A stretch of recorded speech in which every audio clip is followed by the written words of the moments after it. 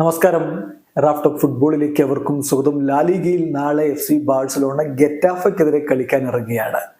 ബാഴ്സലോണയുടെ മൈതാനത്ത് വെച്ച് നാളെ രാത്രി 12:30, അതായത് സാങ്കേതികമായി നമുക്ക് ഇന്ത്യൻ സമയം പറയുമ്പോൾ മറ്റന്നാൾ 12:30 AM ബാഴ്സലോണ വേഴ്സസ് ഗെറ്റാഫെ മത്സരമുള്ളത്. ഈ മത്സരത്തിൽ ബാഴ്സലോണയുടെ സ്ക്വാഡിൽ വരുന്ന ഗോൾ കീപ്പർമാർ ആരൊക്കെയായിരിക്കും എന്നുള്ളത് ആരാധകർ ആകാംക്ഷയോട് കൂടിയിട്ട് നോക്കുകയാണ്. സാധാരണ സ്ക്വാഡ് ലിസ്റ്റ് പ്രഖ്യാപിക്കും, അതിൽ 3 ഗോൾ കീപ്പർമാർ ഉണ്ടാകുമല്ലോ.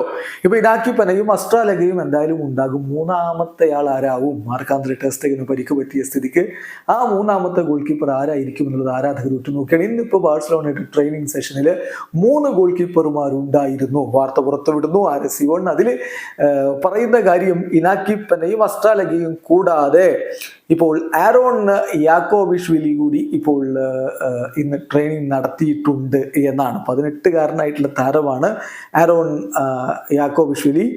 അദ്ദേഹം ഹംഗേറിയൻ താരമാണ്. 18 വയസ്സ് മാത്രമേ ഉള്ളൂ. ബാഴ്സലോണയുടെ യൂത്ത് ടീമിന്റെ ഭാഗമായിട്ടാണ് അദ്ദേഹം ഉണ്ടായിരുന്നത്. 2018 മുതൽ അദ്ദേഹം ബാഴ്സലോണയിലുണ്ട്. ബുഡാപെസ്റ്റിൽ ജനിച്ചിട്ടുള്ള ആളാണ്. പിന്നീട് അദ്ദേഹം ബാഴ്സലോണയിലേക്ക് മൂവ് ചെയ്യുകയായിരുന്നു.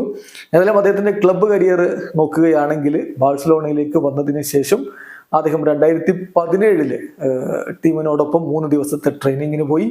അതിൽ നിന്നാണ് ആ ഒരു ട്രയലിന് പോയി. അതിൽ നിന്നാണ് കോച്ചുമാരെ ഇംപ്രസ് ചെയ്തുകൊണ്ട് താരം ബാഴ്സലോണയുടെ യൂത്ത് ടീമിലേക്ക് എത്തുന്നത്.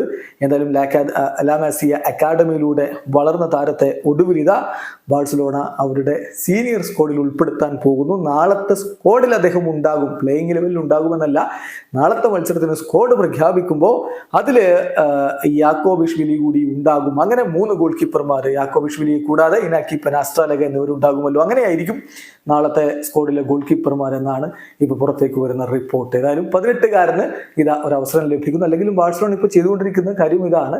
അവരുടെ പ്രധാന താരങ്ങൾ അവൈലബിൾ അല്ലാത്ത ഘട്ടത്തിലൊക്കെ ലാമാസിയിലെ താരങ്ങളെ അവർ വിശ്വാസത്തിലെടുക്കുന്നു, അവർക്ക് അവസരങ്ങൾ കൊടുക്കുന്നു, പലരും മിന്നി കത്തുന്നു. വീഡിയോ അവസാനിക്കുന്നു. ഫുട്ബോൾ ലോകത്ത് കൂടുതൽ വിശേഷങ്ങളുമായി റാഫ് ടോക്സ് എത്താം.